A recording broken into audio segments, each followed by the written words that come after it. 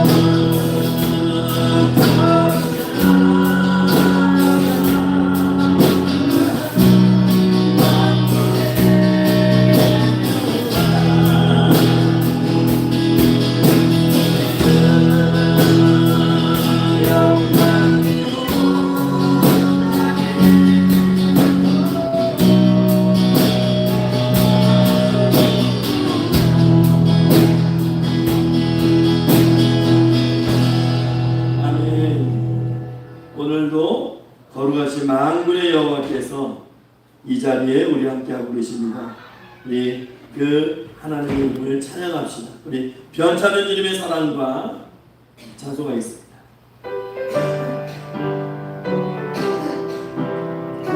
변찮은 주님의 사랑과 거룩한 보혈의 공로를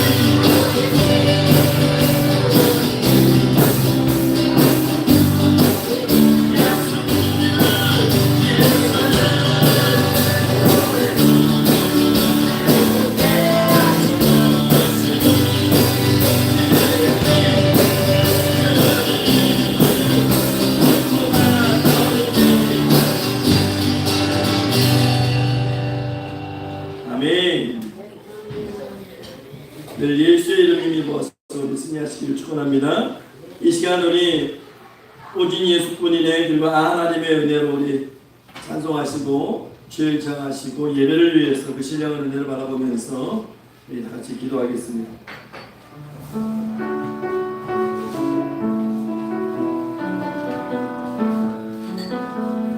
은혜 아니면 살아갈 수가 없습니다.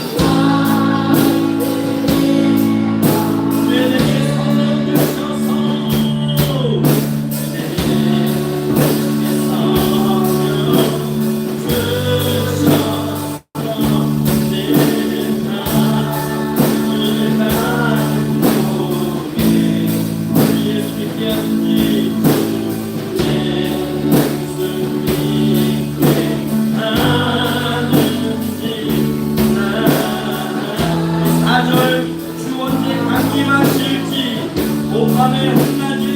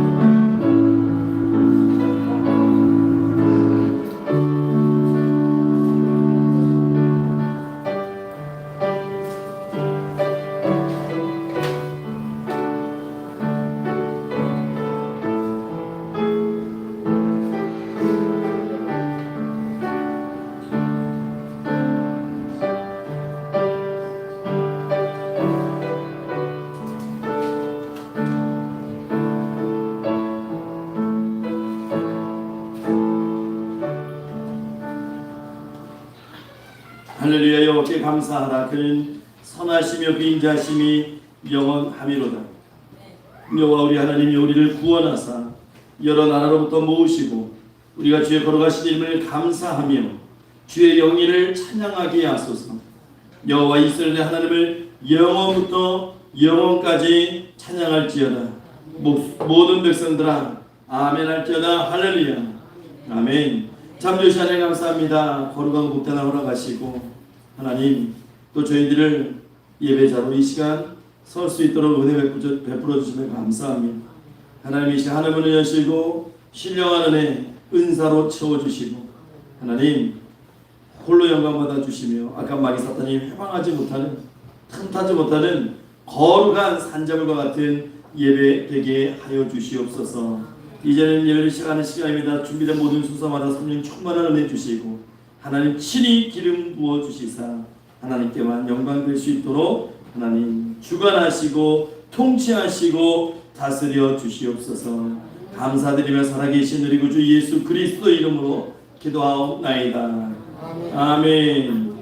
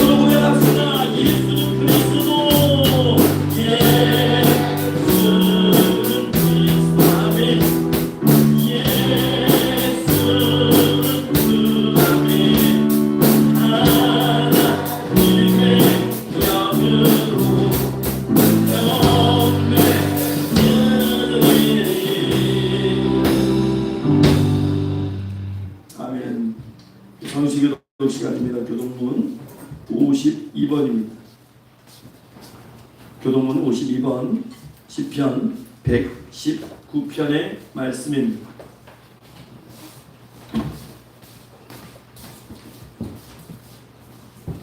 시편 119편 교독문 52번입니다. 청년이 무엇으로 그 행실을 깨끗하게 하리까? 주의 말씀만 지킬 따름이니이다.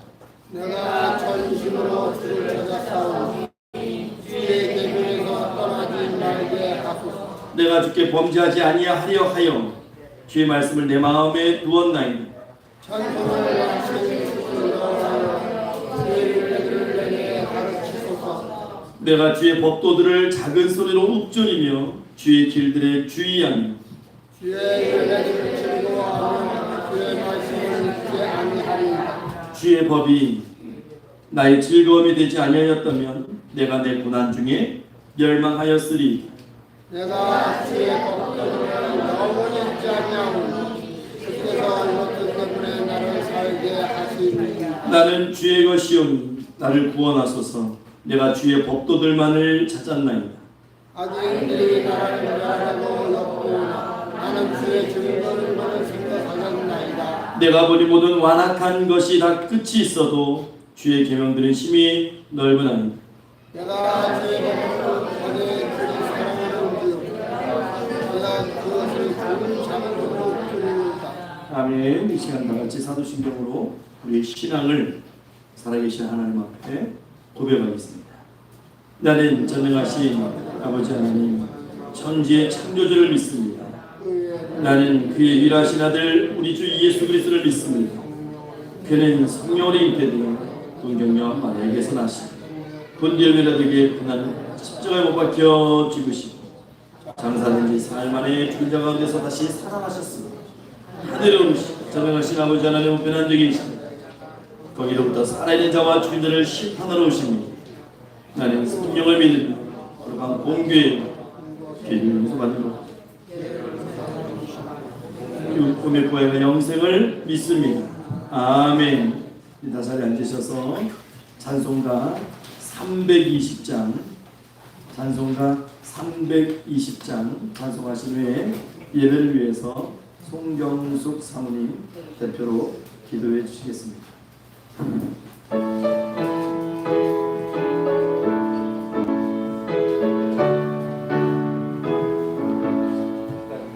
나의 죄를 정죄하사 주의 이끌 삼으신 구세주의 넓은 사랑 항상 찬송합니다.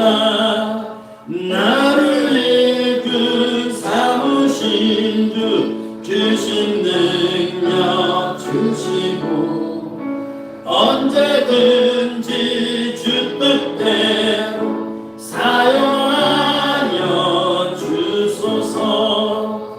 내게 부어 주시려 은혜 예비하신 주의 은혜 채워주사 능력 있게 하소서. 나를 이끌 삼으신 주 주신 능력 주시고 언제든지 주 뜻대로 사용하여 주소서.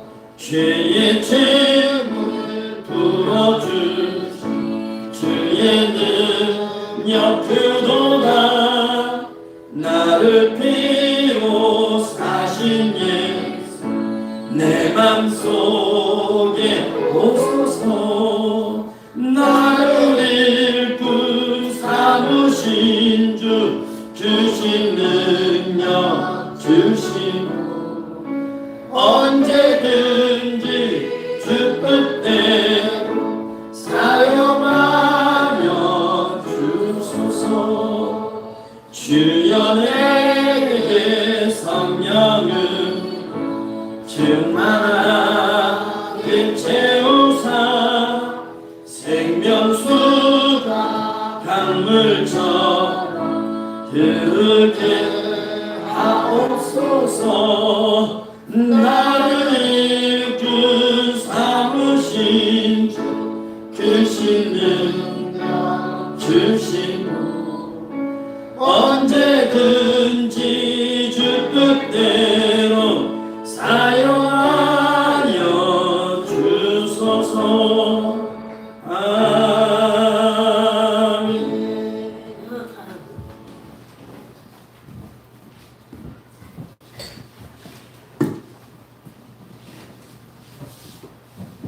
거룩하시고 자비로우신 하나님 아버지 주님의 은혜와 사랑을 감사를 드립니다. 지난 한 주간 무거운 날씨 속에서도 저희들을 온전히 지켜주시고 오늘도 거룩한 성도님 자신의 신령을 불러주셔서 이 시간 귀한 예배를 드리게 하심을 진심으로 감사를 드립니다. 이 시간 감사와 찬송과 영광을 올려드리오니 하나님 홀로 영광 받아주시고 오늘도 하나님을 기억하고 예배드리는 평강의 모든 성도들에게 하나님의 평강과 기쁨을 넘치도록 부어주시고 성령의 뜨거운 물로 함께하여 주시옵소서. 하나님 아버지 하나님 이 나라와 민족을 지켜주시고 또한 대통령과 높은 지위에 있는 위정자들을 친히 다스려 주시고 인도해 주셔서 바른 정치를 하게 하시고 나라와 민족을 사랑하는 마음을 주시옵소서. 세상 전쟁을 완전히 끝나게 하시고 공산국가는 망하게 하시고 북한 동포들을 하나님께서 불쌍히 여겨주시고 국민이 여겨주셔서 악의 세력을 물리쳐주시고 평화적인 남북 통일을 이뤄나갈 수 있도록 주님 역사하여 주시옵소서. 하나님 아버지, 지난 한 주간도 정말 저희들 살아있는 이 모든 순간이 하나님의 은혜임에도 불구하고 정말 하나님의 은혜에 보답하기보다 세상 것만 보다가 하나님 아버지 하나님 뜻을 묵지고 살아갈 때가 많았습니다. 지은 대로 많습니다. 이 시간 회개하고 자복하오니 하나님 저희들의 모든 죄를 주님의 보혈로 깨끗이 씻겨주시고 정말 하나님 아버지 저희들 이 시간 정결케 하게 도와주셔서 정말 하나님 아버지 앞에 거룩하고 진실하게 살아갈 수 있도록 하나님 저희의 삶을 붙들어주시고 아버지 함께하여 주시옵소서. 하나님 아버지 감사합니다. 이 아름다운 공간에 주님의 농대를 세워주시고 이 시간까지 지켜주신 은혜를 감사를 드립니다. 하나님께서 신이 세우신 교회에 오니 음부의 권세가 이기지 못하게 하시고 하나님의 은혜와 진리의 말씀을 충만하게 역사해 주셔서 하나님의 거룩한 뜻과 역사만 일어나갈 수 있도록 하나님께서 함께하여 주시옵소서. 하나님 아버지 이 시간 하나님 에베네셀 찬양단이 하나님께 귀한 찬양을 올려드립니다. 하나님 이 찬양을 하나님 기뻐 받아주시고 하나님께서 축복해 주셔서 정말 하나님을 사랑하고 하나님의 이름을 높이며 살아갈 수 있는 하나님의 거룩한 자녀로 성장할 수 있도록 하나님께서 축복하여 주시옵소서.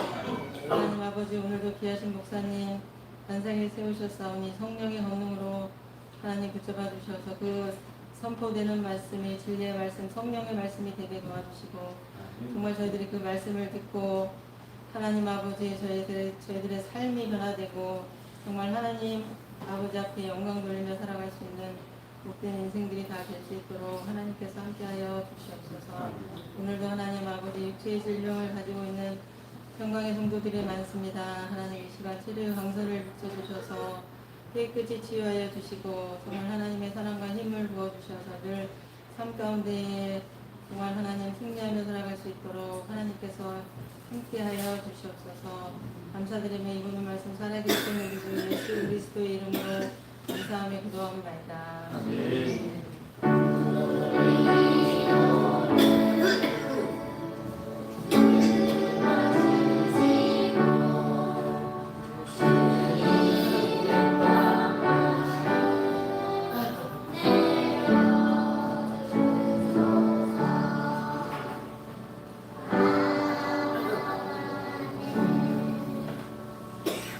오늘 저희가 같이 은혜 받은 말씀은 마가복음 1장 1절 한 절의 말씀입니다. 마가복음 1장 1절입니다.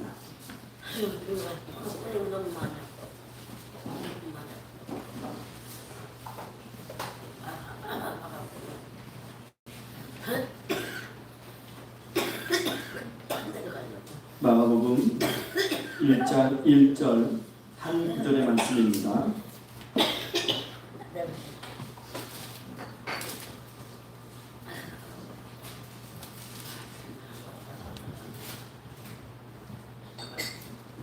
마가복음 1장 1절 한 절의 말씀 다 같이 읽겠습니다. 하나님의 아들 예수 그리스도의 복음의 시작이라. 아멘. 이 시간 예배에서 우리 찬양단 찬양이 있겠습니다.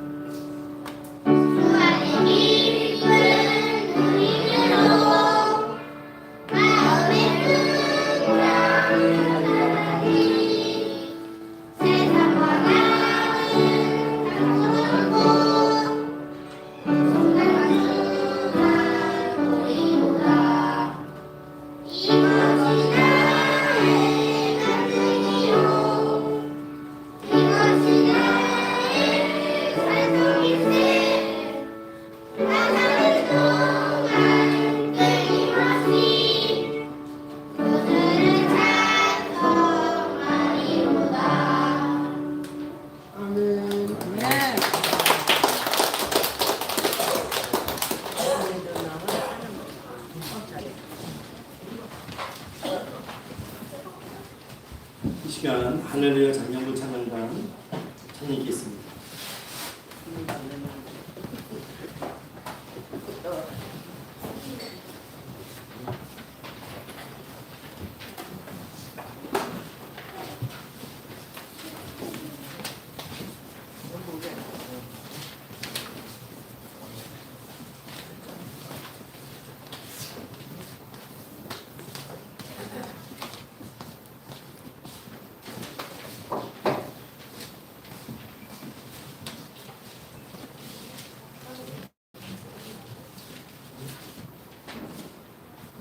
자기야 인사.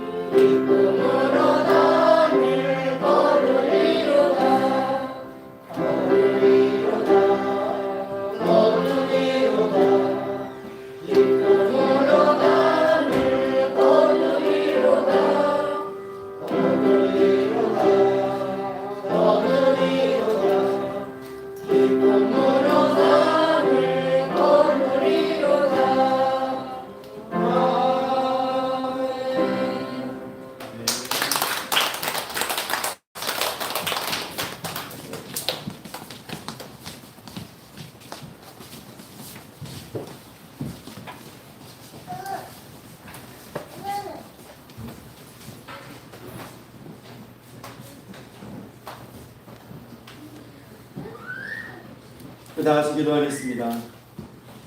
참여주신 하나님 감사합니다. 하나님 말씀 앞에 섭니다. 하나님 말씀 가운데 함께 하시고 이 시간의 말씀으로 교훈하여 주시옵소서.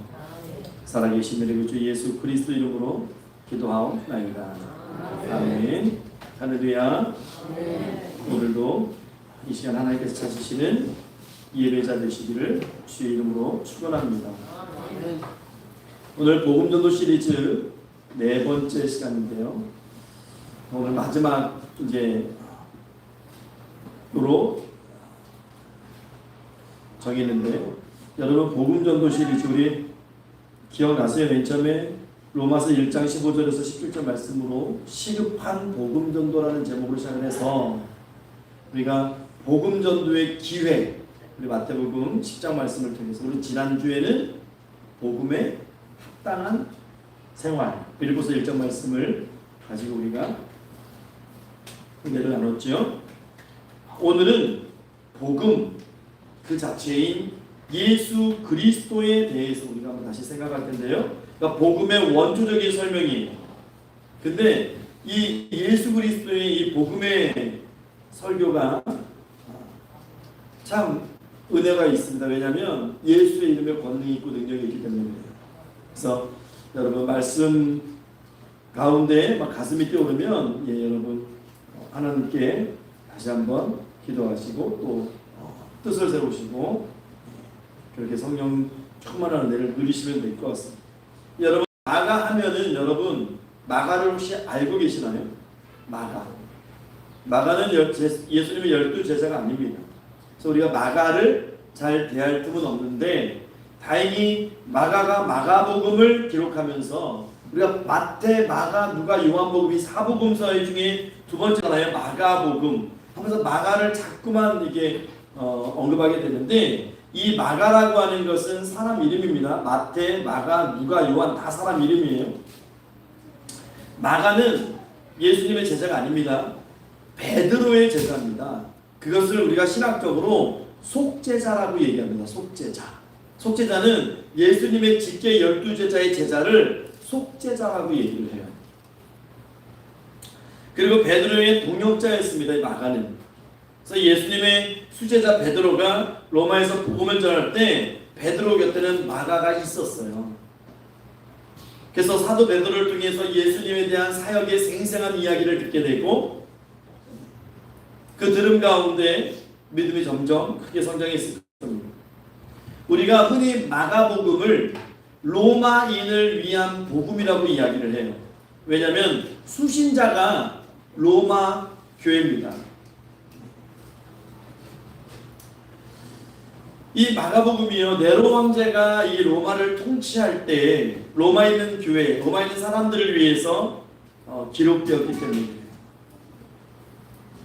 여러분 네로 황제는 좀 들어보셨잖아요. 우리가 네로 황제가 처음에는 나라를 안정적으로 잘 다스렸는데 나중 이 정권 말기에 가서 폭정을 휘두르기 시작합니다.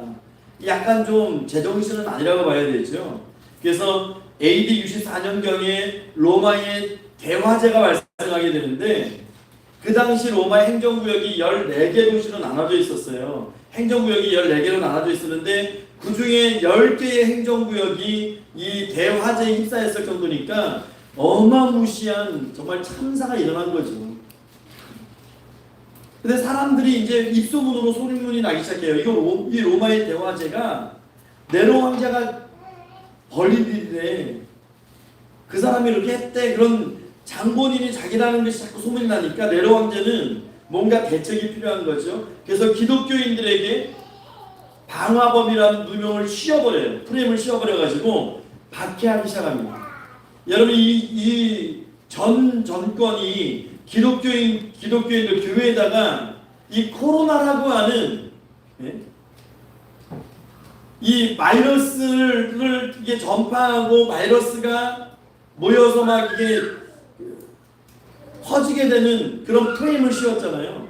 네로가 그렇게 씌웠어요. 네로가 기독교인들.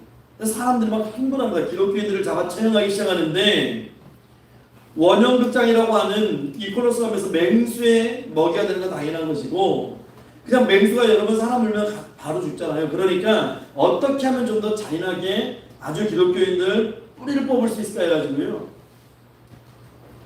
피 묻은 짐승 가죽들을 사람에게 씌워놓고요. 사냥개들을 풀어요. 그러면 여러분 개가 문다고 바로 죽는 게 아니잖아요. 막 찢기잖아요. 그런 고통을 당하게 합니다.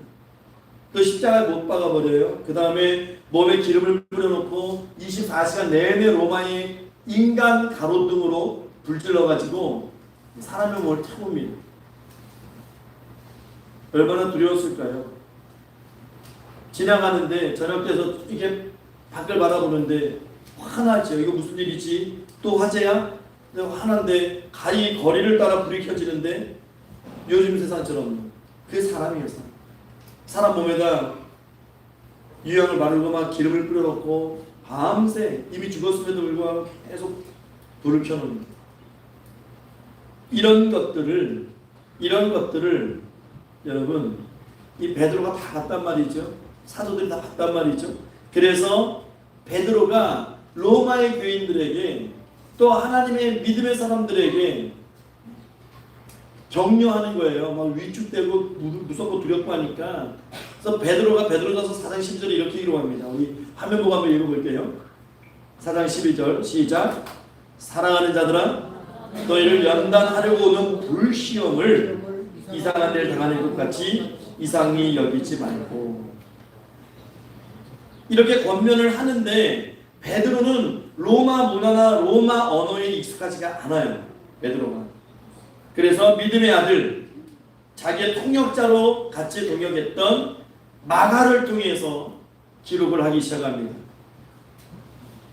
그래서요, 이 마가복음에 보면요, 유대인의 풍습이라든가 또 용어를 잘 알지 못하는 로마인들을 위해서 자세하게 설명을 해줘요.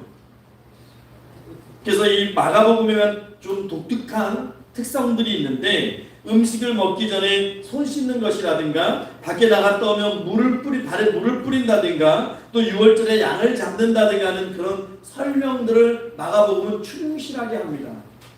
그리고 용어를 해석해 주지요. 보아너게, 여러분 무슨 뜻인지 아세요? 우리의 아들이죠. 그냥 보아너게라고 기록만 하는 것이 아니고, 이를 번역한즉 우리의 아들이라, 그런 이렇게 첨언을 넣어주는 것이 마가복음의 특징이에요. 달리다굼, 소년이 일어나라, 구르반, 하나님께 드렸다, 그런 해석들을 이렇게 담아주고 있어요. 그리고 로마어도 사용됩니다. 마가복음에는 레게온이라고 하는 군단을 의미하는 레게온, 또 데나리온, 고드란트, 이런 것들 따라 다 로마 사람들이 들었을 때 익숙한 로마의 문화들이. 그리고 시간도 로마식으로 계산해서 시간을 올려요. 예수님이 십자가 고난 받으실 때도 로마의 시간법으로 설명을 합니다. 왜냐하면 마가복음의 독자가 누구라고요? 로마인들이에요. 이 사람들은 아람어를 잘 몰라요. 라틴어를 주로 사용하는 사람들이기 때문에, 그래서 이렇게 설명들을 해주는데, 이 마태복음만 봐도 마태복음은 구약의 예언, 예수 그리스도에 대한 예언을 풍성하게 아주 많이 기록하고 있는데, 마가복음은 구약의 예언을 사용하지 않아요. 거의 사용하지 않습니다. 당연하죠. 왜? 로마인들은 구약 성경을 몰라요. 구약을 몰라요. 이 사람들 예언이 뭔지도 몰라요. 그러니까 언급하는 경우가 적은 거예요. 여러분, 시편, 우리가 예전에 설교를 할 때 시편의 주제가 뭐라고 그랬어요? 제가 시편의 주제는 1편에 나와 있죠. 복 있는 사람, 이 복이 시편의 주제입니다. 그래서 처음에 그 시편을 열어가는 말씀을 복 있는 사람으로 그렇게 편집이 된 거죠. 마가복음의 주제는 마가복음 1장 1절이 주제예요. 마가복음 1장 1절, 오늘 말씀입니다. 하나님의 아들 예수 그리스도, 복음의 시작, 이것이 마가복음의 주제예요. 예수 그리스도인데 그분이 하나님의 아들이시고 복음의 시작이라, 이것으로 이렇게 말씀하고 있는 것이죠. 그래서 마가복음이 16장으로 구성되어 있는데, 정확히 딱 반, 8장에 가서 보면 베드로의 그 고백이 기록돼요. 주는 그리스도시요. 그 고백을 기점으로 해가지고 그 8장 전에는 예수님의 말씀과 사역에 대해서 기록하고 있고, 8장 이후에는 예수님의 죽음과 부활에 대해서, 하나님의 아들 예수 그리스도이심을 증거하고 있는 겁니다. 그래서 우리 성경은 하나님의 아들 예수 그리스도의 복음의 시작이라 이렇게 해석해서 쓰고 있지만, 원어 성경에는 순서가 완전히 반대예요. 완전히 반대입니다.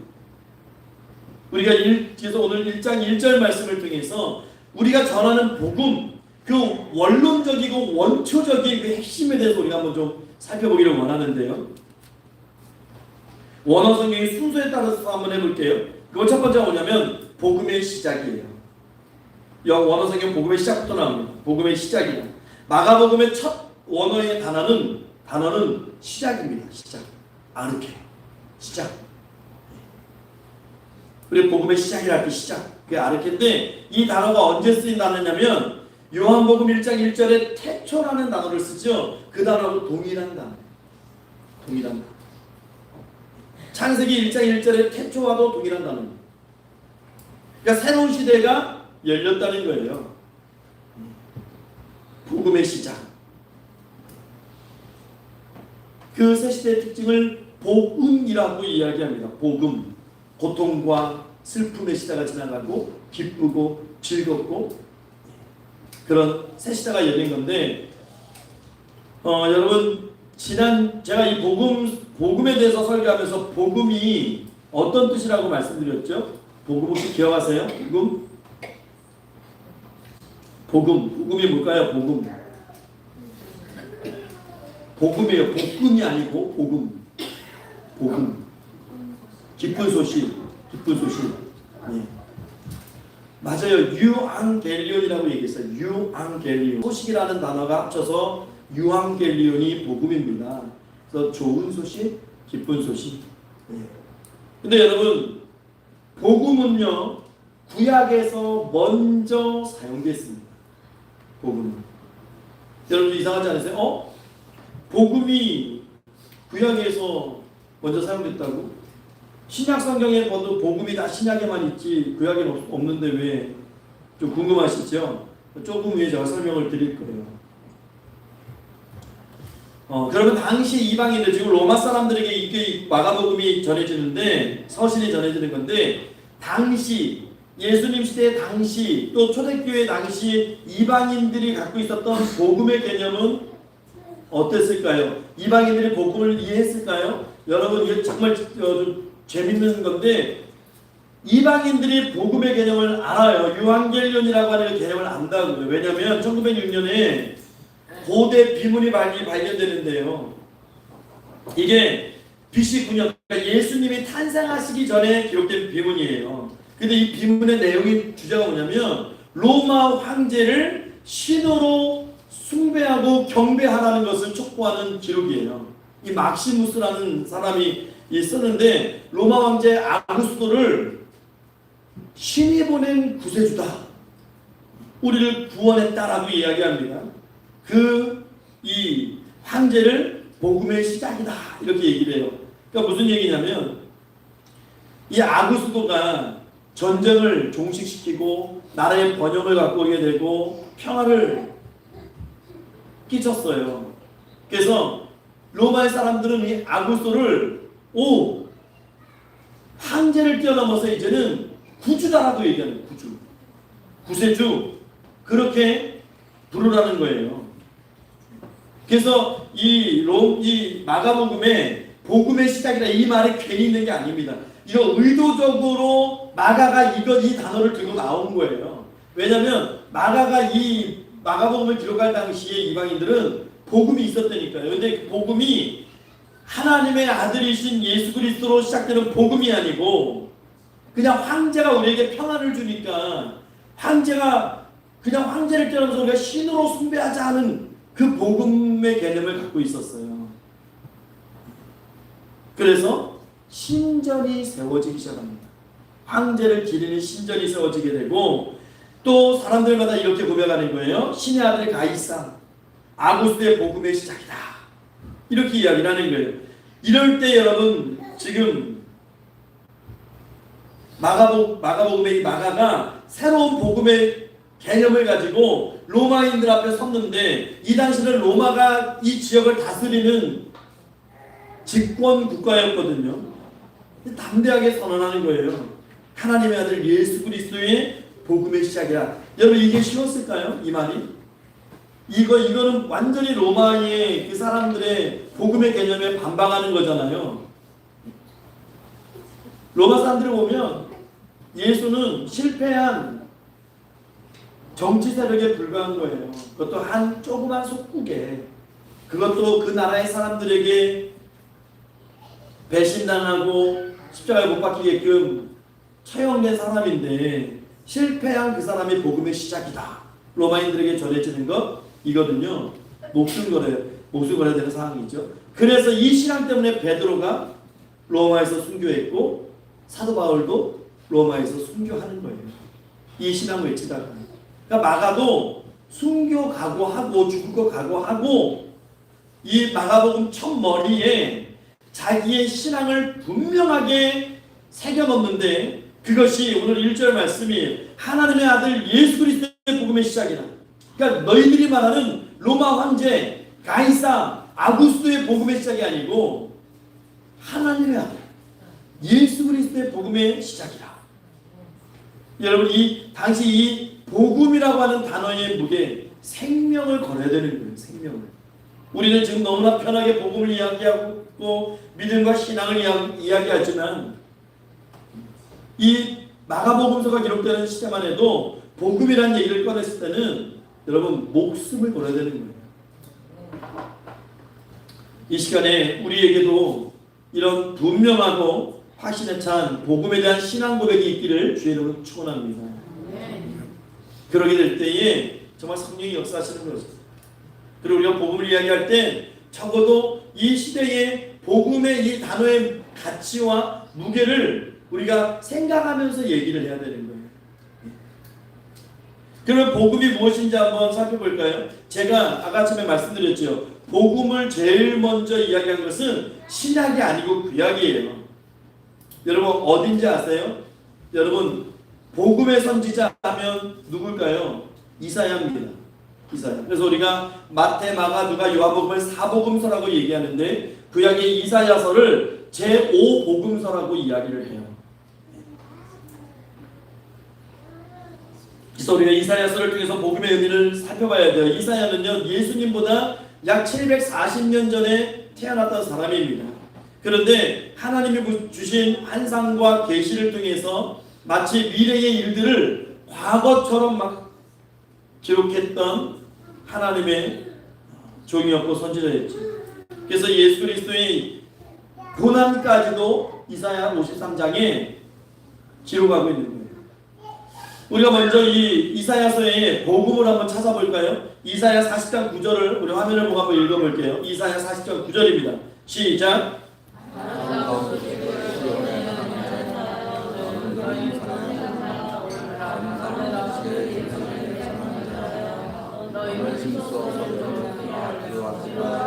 소리를 높여 유다에서 그에게 이르기를 너희의 하나님을 보라 하라. 여러분 아까 전에 복음은 유앙겔리온이라는 그 헬라어를 말씀드렸어요. 유앙겔리온은 유와 앙겔리온의 합성어예요. 유는 좋은, 기쁜, 앙겔리온은 소식입니다. 근데 오늘 이사야 말씀 보면 아름다운 소식이 나오죠. 복음이에요. 복음. 아름다운 소식을 전하는 자가 복음을 전하는 자입니다. 그러면 여러분 아름다운 소식, 이 복음의 의미가 뭘까요? 뭐가 이렇게 아름다워? 들판에 꽃이 아름다워 그런 걸까요? 아름다운 복음, 아름다운 소식은 뭘까요? 이게 바로 오늘 이사야 우리가 여기 40장 9절에 마지막 부분에 이것을 말씀하고 있는 거예요. 마지막 부분에 뭐라고 되어 있어요? 뭐라고 되어 있어요? 너희의 하나님을 보라. 예, 이게 아름다운 소식이에요. 이스라엘 백성들이 하나님을 보는 것이 복음이에요. 그러니까 이사야는 복음을 굉장히 명쾌하고 명료하게 결론을 지어요. 복음은 그 백성들이 하나님을 보는 것, 이것이 복음이라는 거예요. 그 하나님이 어떤 하나님일까요? 그 이스라엘이 바라봤던 하나님은 어떤 하나님일까요? 그 구체적인 설명이 이사야 40장 10절 다음 말씀에 이어져요. 우리 한번 읽어볼게요. 이사야 40장 10절 시작. 보라 주 여호와께서 장차 강한 자로 임하실 것이요 친히 그의 팔로 다스리실 것이라. 보라 상급이 그에게 있고 보응이 그 앞에 있으며. 이사야 선지자는 아름다운 소식이 복음을 하나님을 보는 것으로 설명했는데 그 하나님은 어떤 하나님이냐면 강한 자, 포로를 건져내는 자, 자기 백성을 친히 자신의 팔로 다스리시는 분, 이렇게 기록하고 있어요. 왜 하나님 앞에서 이스라엘 백성들이 그분을 바라보고 또 그분이 이스라엘을 다스리고 그것이 왜 복음일까요? 이사야 선지자의 그 시대는 그러니까 이사야서에서 예언을 하잖아요. 예, 이스라엘 백성들이 바벨론에서 포로 생활하고 예루살렘 성전 하나님의 임재의 처소가 파괴됩니다.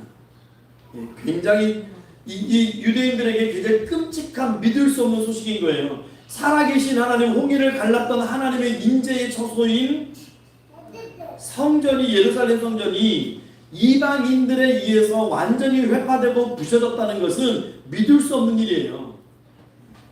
그런데 하나님이 그 능력의 하나님이 임재하시면 회복시키는 역사가 일어나시고 강한 발로 민족들을 다시 복으로 이끌어내실 것이고 또 성전이 다시 세워질 것이라는 기대가 그들에게 있는 거예요. 그래서 이스라엘에게 하나님이 강림하신다는 것, 그것이 이스라엘 백성들에게는 복음입니다.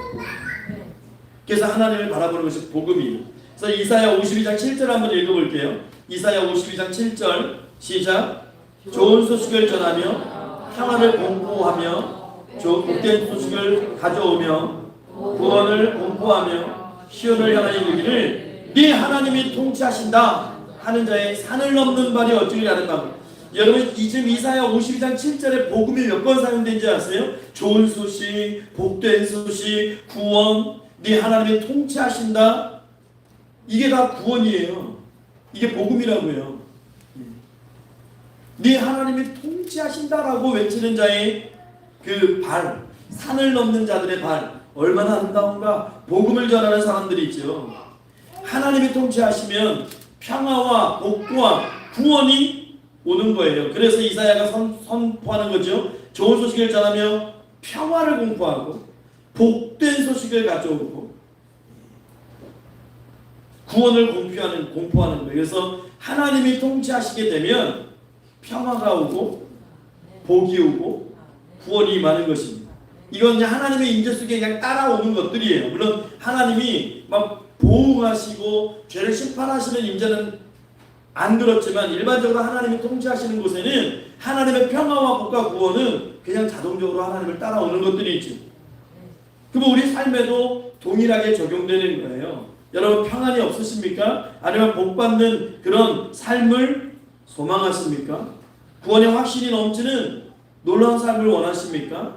그러면 간단해요. 하나님이 내 삶을, 내 가정을, 내 사업처를 또는 내 자녀들을 통치하시면 돼요. 그러면 이것은 따라오는 거예요. 구약성경은 그것을 계속해서 보여주는 거잖아요. 그래서 하나님이 임재하셔서 와서 다스리시는 것이 복음입니다. 복음.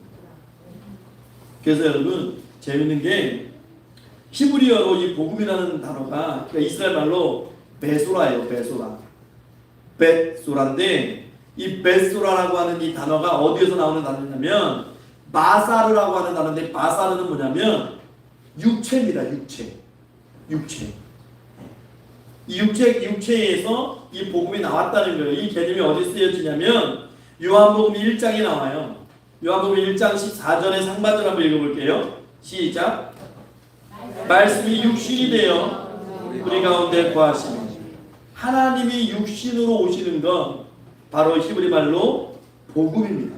이게 베소라예요. 베소. 하나님이 육신을 가지고 이 땅에 오시는 것이 복음인 거예요. 그 하나님 우리가 찬양하는 그 하나님입니다. 그래서 두 번째 복음이 시작됐다. 예. 그리고 예수 그리스도 이렇게 나옵니다. 복음의 시작이다. 예수 그리스도의 복음의 시작이라. 마가는 예수 그리스도가 복음인 것을 선포합니다. 로마의 황제가 복음이라고 얘기하잖아요. 그러니까 이거 목숨 걸고 있는 거예요. 그러면 여러분 예수는 누구고 그리스도는 누구냐 하는 거죠. 제가 조성훈이니까 조가 성이고 이름이 성훈인가, 그것도 예수가 그러면 성이고 그리스도가 뭐 이름인가, 아니면 외국인처럼 뭐 포스트네임, 라스트네임 따로 있나, 패밀리네임 따로 있나, 그게 아니고요. 예수는 인명이에요. 인명. 사람의 이름입니다. 예수. 그리고 그리스도는 직명입니다. 직명. 직책을 나타내는 거예요. 직책. 예수 그리스도. 우리가 조선을 창건한 태조 이성계라고 얘기하죠. 태조 이성계. 이성계가 이름이고 태조가 왕명이잖아요. 왕명이에요. 왕명. 직명. 그것처럼 예수 그리스도 하면 예수가 이름이고 그리스도가 직명이에요. 직명. 왕명이 해당되는 거예요. 그러면 예수는 뭐고 그리스도는 뭐냐? 여러분 예수가 무슨 뜻인지는 아시죠? 우리 마태복음 1장 21절 말씀 한번 읽어볼게요. 마태복음 1장 21절 시작. 아들을 낳으리니 이름을 예수라 하라. 이는 그가 자기 백성을 그들의 죄에서 구원할 자이심이라 하니라. 여러분, 예수님이 이 땅에 태어나시기 전에 천사가 요셉에게, 마태복음은 요셉에게 나타나요. 또 누가복음에서 마리아에게 나타나요. 그래서 수태고지를 하죠. 그리고 이름을 다 알려주셨어요. 예수라, 아들을 낳을 것인데 성령으로 잉태해서 아들을 낳을 것인데 그 이름을 예수라. 그 예수는 자기 백성을 죄에서 구원할 자라는 뜻을 갖고 있는 이름이에요. 예수라고 하는 이 이름, 예수님이 태어나기도 전에 주신 이름이죠. 우리를 구원하는 것이기 때문에 예수의 사명이기 때문입니다. 그런데 예수라는 이름이 구약에서도 쓰였어요. 이 구약에서는 예수를 뭐라고 얘기하냐면 여호수아 또는 호세아, 이게 예수예요. 우리나라 발음을 하니까 예수라고 얘기하는데 우리는 예수아가 히브리식으로 맞아요. 예수아, 여호수, 예수아, 다 예수아입니다. 그래서 예수님을 다른 사람들과 구별하기 위해서 우리는 예수를 몇 가지로 이름을 붙여서 이야기하죠. 나사렛 예수, 나사렛 사람 예수라고 얘기하고, 예수 그리스도, 직명을 붙여서 얘기도 하기도 하고, 또는 그리스도 예수, 이렇게도 얘기를 해요. 그러면 예수님이 어떻게 우리 죄를 해결하셨을까요? 예수님이 인간의 이 종의 몸을 입고 이 땅에 오셔서 인류를 위해서 십자가를 지고 죽음으로 우리 죄를 해결하신 거죠. 이거를 십자가 신학이라고 이야기를 해요. 자, 이제 예수라는 이름을 알겠죠? 자, 그러면 그리스도는 무엇이냐? 그리스도는, 자, 요한복음 1장 41절 말씀을 볼게요. 성경에 나와 있어요. 그 뜻이. 자, 요한복음 1장 41절 시작. 그가 먼저 자기의 형제 시몬을 찾아 말하되 우리가 메시아를 만났다 하고, 메시아는 번역하면 그리스도라. 여러분, 그리스도는 헬라어, 그러니까 그리스 말입니다.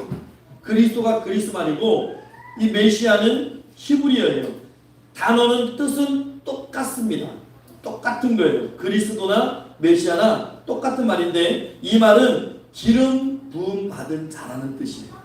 기름이 부어진 자, 기름 부음 받은 자. 왜 하나님이 사람에게 기름을 부으셨을까요? 구약 시대에 기름을 붓는 그런 행위들이 있었는데 왜 하나님이 사람에게 기름을 부게 하셨을까요?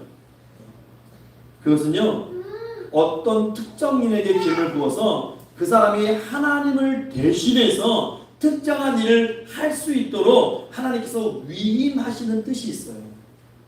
대표적으로 구약 시대에는 이 세 가지 신분과 직분에게 기름이 부어지는데, 이거를 우리가 그리스도의 삼중직이라고 얘기하죠. 제사장과 선지자와 왕에게 기름을 부었어요. 제사장은 뭐 하는 사람이에요? 이스라엘 백성들과 하나님을 이어주는 중간 역할을 하는 그런 사람들이 제사장이고, 선지자는 백성들에게 하나님 말씀을 선포하고 그들이 나갈 길을 알려주는 것이, 영적인 나침반의 역할을 하는 것이 영적 내비게이터가 선지자고, 왕은 하나님 말씀대로 하나님 뜻대로 그 나라를 다스리고 이끌어가는 것이 왕이에요. 그런데 이 예수님이 메시아 그리스도로 이 땅에 오셨다는 것은 제사장과 선지자와 왕의 삼중 세 가지 직분을 다 가지고 이 땅에 오셨다고 하는 것인데, 여러분, 이것이 신약 성경 곳곳에 나와 있는 거예요. 히브리서 3장에 보면요, 예수 그리스도를 우리의 대제사장이라고 했어요. 또 히브리서 1장에 보면 그의 선지자적인 역할을 말씀하고 있어요. 그 다음 제일 압도적인 게 뭐냐면 예수님이 이 땅에 왕으로 오신 사건인데, 이걸 누가 고백해요? 예수님의 왕 되심을 누가 고백했을게요? 마태복음 2장에 보면 동방에서 온 박사들이 헤롯 궁에 이르러서 무엇을 찾았어요?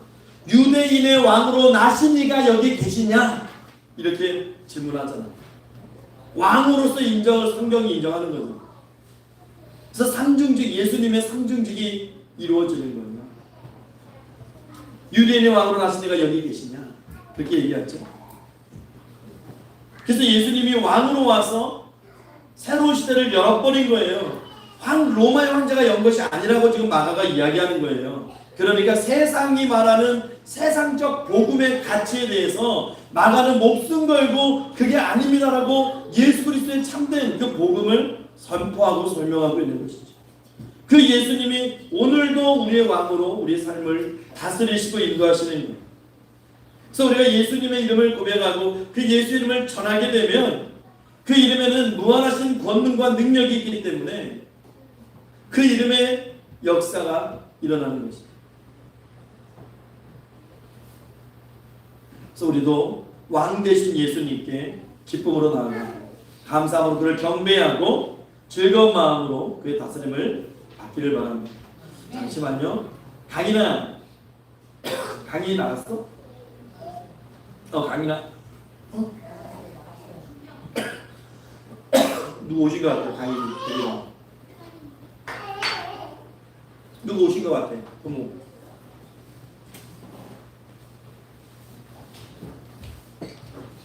그래서 여러분 예수 그리스도의 의미를 아시겠어요? 이제 우리가 그냥 고백하는 예수 그리스도 그 속에 그 의미가 담겨진 거예요.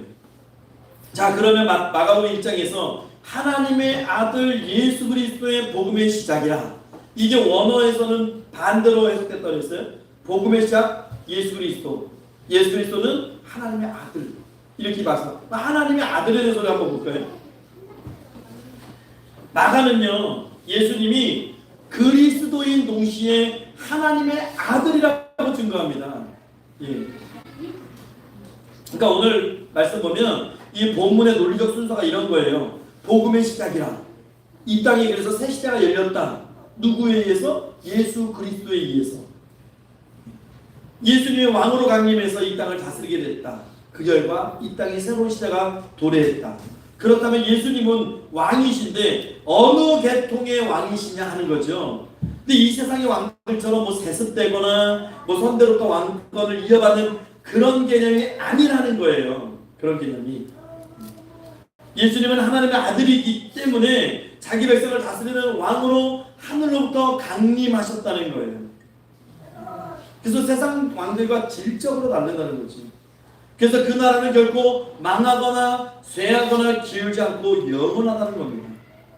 그래서 여러분 신약 성경에서는요, 복음 유앙겔리온은 늘 단수로 이렇게 되어 있어요. 헬라어는 단수 복수가 구분이 확실하거든요. 단수로 이 천국을 계속해서 이야기할 그 복음을 이야기하는 거예요. 그건 뭐예요? 복음은 오직 예수밖에 없다는 거예요. 예, 유일하다는 거예요. 그러면 하나님의 아들이라는 그 의미가 뭘까요? 어느 시점에서 하나님이 예수님을 낳았다는 뜻일까요? 그럼 그때부터 예수님의 아버지가 하나님이 되고 예수님은 이 하나님의 아들이 되었다. 그 시점이 어느 시점을 통해서 이렇게 됐다는 것일까요? 아니에요. 그런 개념이 아니에요. 이게 굉장히 어려운데 예수님은 영원하신 분이고 그렇기 때문에 예수님은 하나님의 아들이 아닌 적이 단 한 번도 없고 영원 전부터 영원 후까지 언제나 하나님의 아들이시며 하나님이신 그분이시죠. 그래서 성경이 말하는 아들과 우리가 생각하는 아들의 개념이 다릅니다. 우리는 아들 그러면 뭐 출생한 아니면 낳은 그런 개념이 들어가 있어요. 근데 성경은요, 성경의 개념은 재밌는 게 아들이라는 단어를 때로는 동등하다, 같다라는 그런 의미로 사용하기도 해요. 예를 들어 볼까요? 마가복음 3장 17절을 볼게요. 우리 한번 읽어볼게요. 마가복음 3장 17절. 또 세베대의 아들 야고보와 야고보의 형제 요한이니 이 둘에게는 보아너게 곧 우레의 아들이라는 이름을 더하셨으며, 아까 제가 마가복음의 특징 중에 설명이 들어갔다고 했잖아요. 여기도 설명이 있죠. 보아너게 곧 우레의 아들. 왜냐면 로마인들은 보아너게를 몰라요, 언어 자체를. 그러니까 보아너게가 뭐냐면 우리의 아들이다 하는 그런 해석을 해주는 거예요. 지금 마가가. 자 보세요. 예수님이 세베대의 두 아들 야고보와 야고보 형제 요한에게 보아너게 우리의 아들이라고 했어요. 예. 그러면 야고보와 요한의 아버지나 어머니가 우레의 이름을 가졌느냐? 아니죠. 야고보와 요한의 성격이 막 한번 터지면 뻥뻥 터진단 말이에요. 그러니까 야, 이 성격이 너는 불같구나 해가지고 우레 같다는 표현을 쓰신 건데, 자, 이처럼 성경에서 아들이라는 말의 개념이 출생과 전혀 상관없이 사용되어질 때가 있어요. 그래서 때에 따라서는 아들이라는 단어가 동등하다, 같다라는 그런 의미로 사용되는 거예요. 우레와 같다라고 하는 그런 뜻으로 해석이 되어지기도 하는 거예요. 자, 요한복음 5장 18절 그 의미를 가지고 한번 보시면 요한복음 5장 18절 한번 읽어볼게요. 시작. 유대인들이 이로 말미암아 더욱 예수를 죽이고자 하니 이는 안식일을 범할 뿐만 아니라 하나님을 자기의 친아버지라 하여 자기를 하나님과 동등으로 삼으심이라. 예수님이 난 하나님의 아들이야, 하나님을 향해서 아빠, 아버지라고 불렀단 말이에요. 동등으로 여긴 거예요. 그러니까 유대인들이 죽이려고 한 거예요. 야, 우리가 봤을 때 그냥 별 볼 일 없는 유대인의 그냥 나사렛 출신의 목수에 불과한 젊은 청년이 자기가 하나님의 아들이고 하나님과 동등을 선언했어요. 동등을. 그러니까 막 돌 들어서 막 죽이려고 하고 신성모독죄로 결국엔 로마인들의 손을 빌어서 십자가에서 예수님을 처형하게 되는 것이죠. 아무튼 오늘 본문에서 예수님을 하나님의 아들이라고 마가가 부르고 있는 것은 예수님이 바로 하나님이라는 의미입니다. 하나님. 그걸 선포하고 있는 거예요. 그러니까 마가는 로마인들에도 죽게 생겼고 지금 유대인들에도 죽게 생긴 거예요. 이 한 구절의 말씀이. 근데 이것을 동일하게 선포한 사람이 또 있죠. 바로 사도 바울입니다. 사도 바울. 그러니까 사도 바울, 이 사도 요한, 마가 다 이걸 선포해요. 베드로도 마찬가지고. 빌립보서 2장 6절을 한번 볼게요. 빌립보서 2장 6절. 시작. 그는 근본 하나님의 본체시나 하나님과 동등됨을 취할 것으로 여기지 아니하시니. 그는 근본 하나님의 본체, 하나님하고 동등하신 분이지만 동등됨을 취할 것으로 여기지 아니하시니. 하나님의 아들, 예수님의 신성을 강조하죠. 그래서 마가복음에서는 예수님을 하나님의 아들, 이건 하나님하고 이퀄 같은 뜻이라는 뜻이에요. 하나님의 아들이라는 표현이 마가복음에 9번 나와요. 마가는 그냥 막 쓰는 거예요. 하나님의 아들이라. 그래서 이 마가의 이 9번 하나님의 아들이라고 하는 하나님과 동등된 이 표현을 쓰는 것이 9번 나와요. 그 중에 3가지가 굉장히 우리가 흥미로운데, 예수님이 세례를 받으실 때, 또 변화산에서 변화되었을 때, 또 십자가에 매달릴 때, 다 이때 하나님의 아들이라는 표현을 써요. 이 3가지가 구원사에서 굉장히 중요한 사건입니다. 세례는 예수님의 메시아로 선포되는 사건이고, 변화산에서의 변화는 예수님의 영광의 실체를 보여주는 사건이고, 십자가는 구원의 완성된 사건이죠. 그래서 마가복음은 구원사에서 중요한 순간순간마다 마가는 예수님을 하나님의 아들이라 이렇게 전하고 있는 거예요. 여러분, 복음에 대한 이해가 좀 되십니까? 예수 그리스도, 그 신앙의 고백에 좀 이해가 되십니까? 우리가 전도에 나가서 예수 믿으세요, 예수 믿으세요 할 때 그 예수의 이름의 무게가 여러분 느껴지십니까? 그렇게 우리가 전하는 예수의 이름에는 무한한 능력이 있고, 그 능력을 바라봤던 이 마가라든가 모든 하나님의 사람들, 주님의 제자들, 또 그의 제자들의 제자들까지도 그 능력을 바라보고 선포했거든요. 우리가 복음을 전하는 것, 예수 그리스도를 선포하고 증거하고 전하는 것인데, 예수 그리스도 이것을 알고 전하는 것과 모르고 전하는 것은 너무나 큰 차이가 있는 거예요. 너무나 큰 차이가 있어요. 여러분, 예수님은 그리스도요, 하나님의 아들이시고 하나님이십니다. 이 땅의 왕으로 강림하셔서 새로운 시대를 열어준 분이시고, 지금도 여전히 우리의 삶 가운데 친히 임재하셔서 그의 영으로 다스리시고 이끌어주시고,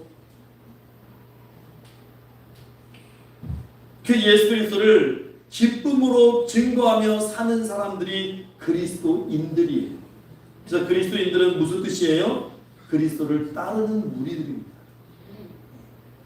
여러분, 죄인된 우리를 구원하기 위해서 이 땅에 오신 하나님의 아들을 알고 경험하셔야 돼요. 예수 믿는 사람들이 예수가 무슨 뜻인지도 모르고 그리스도가 무슨 뜻인지도 모르고 교회 5년, 10년, 20년, 30년 다니면 뭐예요? 누군가 와서 예수 그리스도가 뭐예요? 그러면 어떻게 설명을 하실 거예요? 근데 그게 다 성경에 기록되어 있어요. 결국 뭐예요? 성경을 많이 읽으셔야 돼요. 그 안에서 지혜를 얻으셔야 돼요. 또 그 능력의 이름을 많은 이들에게 담대하게 용기 있게 증거할 수 있는 우리 평강교회 성도님들 다 되시기를 구원하신 우리 구주 예수 그리스도의 이름으로 축원합니다. 기도하겠습니다. 참 좋으신 하나님 감사합니다. 하나님, 우리가 하나님 앞에 나와서 신앙생활 한다고 고백하고 기도하지만 사실 누가 와서 예수가 누구인지 그리스도가 누구인지 복음이 무엇인지 우리에게 질문하고 우리에게 물어본다면 하나님, 참 부끄럽게도 우리는 자신 없이 그저 그냥 그렇게 우리의 부끄러움을 드러내며 살았던 존재였다는 것을 다시 한번 고백합니다. 이제는 우리가 전하는 예수의 그 가치와 무게를 다시 한번 느끼게 하시고 하나님, 그 옛날 우리 주님의 시대에 정말 예수라 하는 그 이름, 복음이라고 하는 그 단어에 생명을 걸고 목숨을 걸었던 것처럼 하나님, 우리에게도 그 예수라는 이름이, 그 능력의 이름, 그 복된 소식이, 그 복음이 하나님 귀한 가치로 느껴지고 또 전달할 수 있는 그런 삶을 살아갈 수 있도록 하나님 축복하시고 인도하여 주시옵소서. 그래서 우리가 이제는 복음에 앞장서고 그 전함에 있어서 앞장서서 예수 이름을 선포할 때마다 하나님, 이제는 그 예수 이름의 능력 있게 하시고 그 예수 이름이 아버지의 놀라운 역사로 그들을 변화시키시는 하나님, 그런 일들이 우리의 전도 현장에 임하게 하옵소서.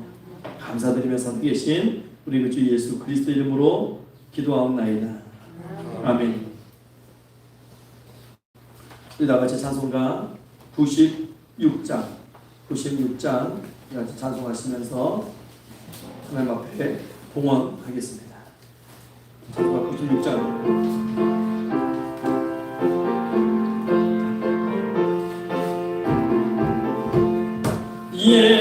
예수님은 누구신가?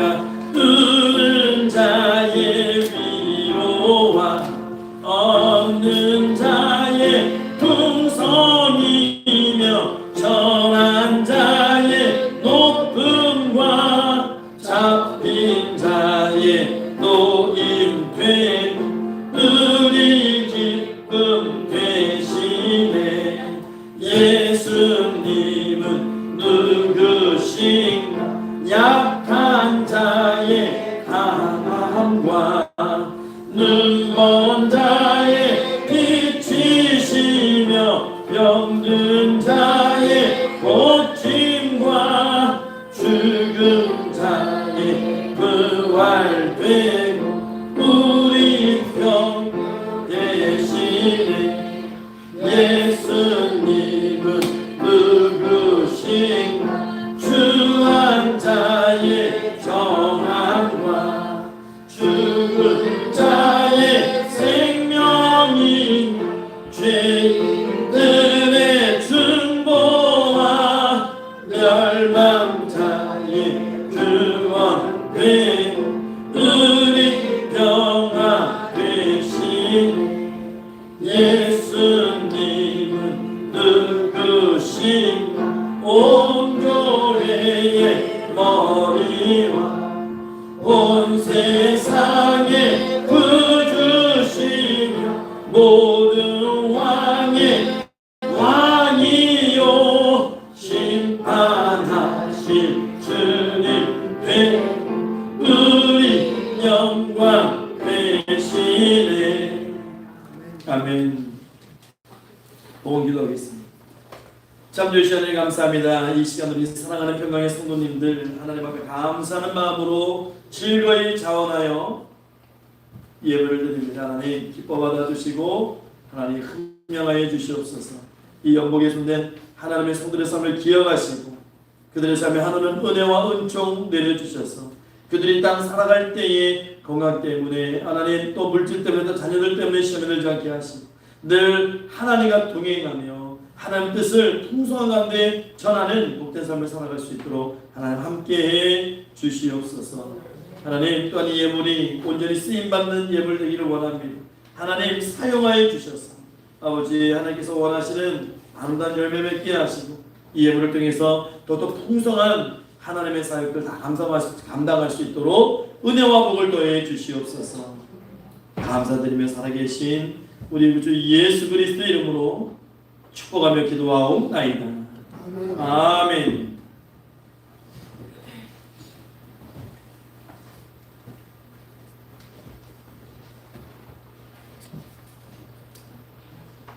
우리 성도의 기도 시간입니다. 서로 인사 나누겠습니다. 주님의 이름으로 사랑합니다. 축복합니다. 반갑습니다. 환영합니다.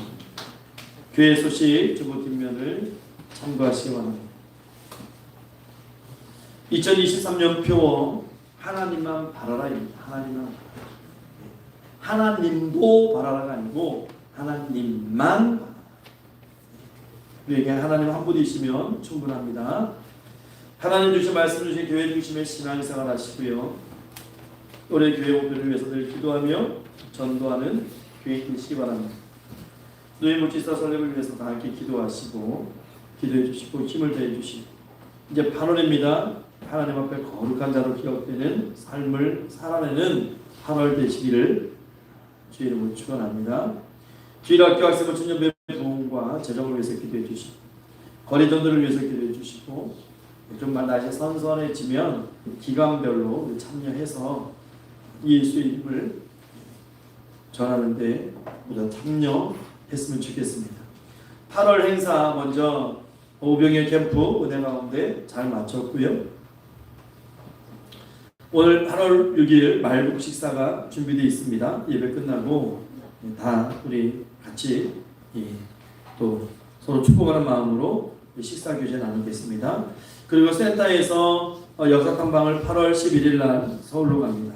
몇몇 아이들이 가고 또 여러 캠프가 8월 16, 17 수목 이틀 동안에 1박 2일에 걸쳐서 평창 용평 리조트에서 아이들이 1박 2일 동안 또 캠프를 진행하는데 잘 아이들 다녀올 수 있도록 그렇게 기도해 주시기 바랍니다. 또 한준 기사님, 안치선 사님의 장남 한성택 집사님의 건강 회복을 위해서도 기도해 주시고 많은 찬양팀을 위해서도 기도해 주시고 평강 시험하장 함께 동참해 주시고 성경 읽기, 성경 쓰기, 성경 암송에 모두 참여해 주시기 바랍니다. 주일학교 요한복음 15장 1절에서 11절까지 11월 셋째 주니까 한 3달 정도 시간이 있습니다. 열심히 시간 있을 때 암송 준비했으면 좋겠습니다. 우리 이 시간에 다 같이 주여 이름을 외치고 교우들을 위해서 기도할 텐데 먼저 송윤정 권사님, 안치선 사님 우리 다 쭉 이렇게 이름들이 있지요. 열거되어 있습니다. 우리 기도해 주실 때에 특별히 또 장옥순 사모님 빨리 쾌유될 수 있도록 기도해 주시고 또 조영 전도사가 지금 손에 인대가 늘어났어요. 그래서 한 달 정도 이게 치료를 받아야 된다 그러는데 보호대하고 빨리 나을 수 있도록 또 기도해 주시기 바랍니다. 우리 다 같이 주의 이름을 부르고 우리 주보 뒷면 보시면서 호명하면서 우리 다 같이 기도하겠습니다. 주여! 하나님 감사합니다. 하나님 내 마음에 손을 불러주시고 감사합니다.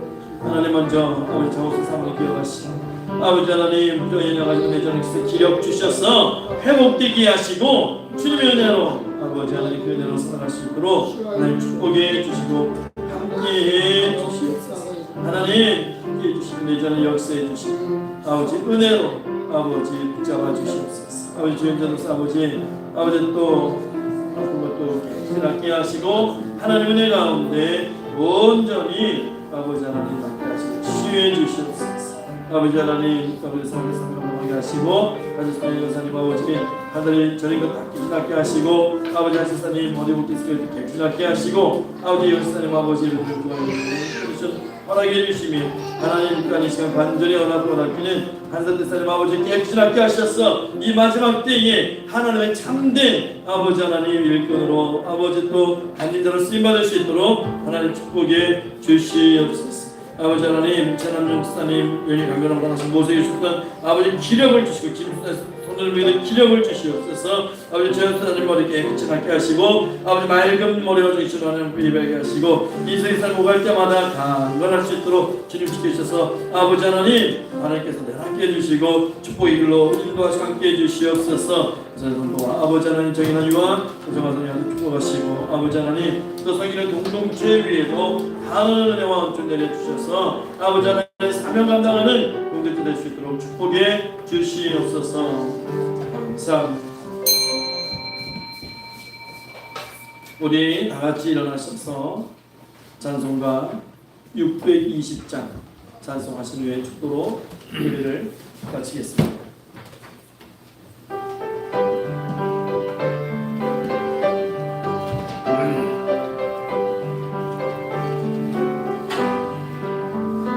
여기에 보이는 죄는 주께서 이 자리에 함께 계시고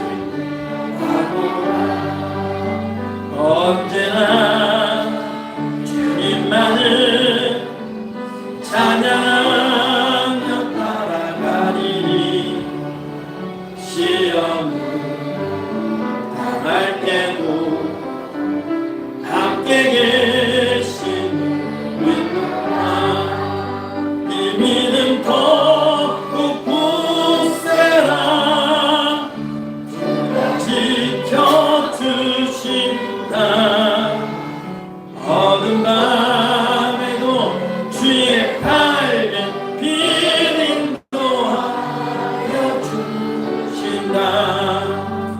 주님이 뜻하시니 해안이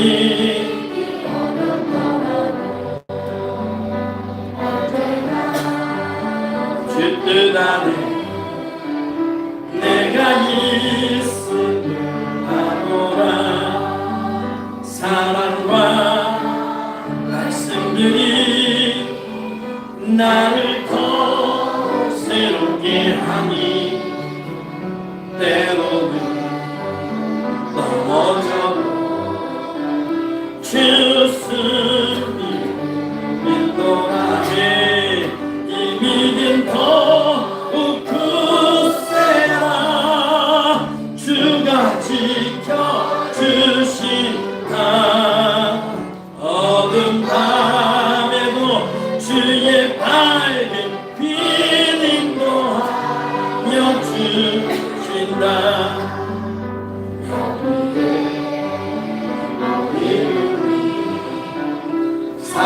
사랑받는 주의 자녀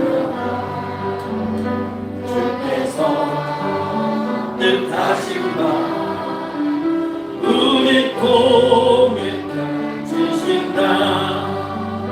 고통과 슬픔 중에 더욱 주님 의지하오니 어려움 이겨내 주님 더욱 찬양하네. 이 믿음 더욱 굳세라.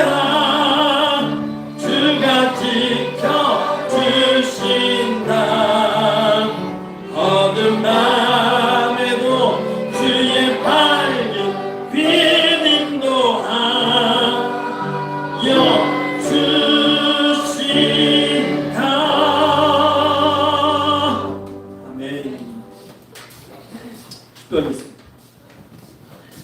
지금은 우리 구주 예수 그리스도의 십자가의 은혜와 오늘도 살아 역사하시는 하나님 아버지 말로 다 할 수 없는 그 크신 사랑하심과 성령 하나님의 감화 감동하시고 교통교제하시며 내주 주만 역사 위로하시며 인도보호 또 고려 완성하심과 축복하심이 거룩한 복된 주일날 살아계신 하나님 앞에 나와 겸손히 고개 숙이고 예수 그리스도의 이름을 많은 이들에게 전하기를 다시 한번 다짐하고 그 예수 그리스도의 그 이름에 담긴 그 무게를 다시 한번 깨닫고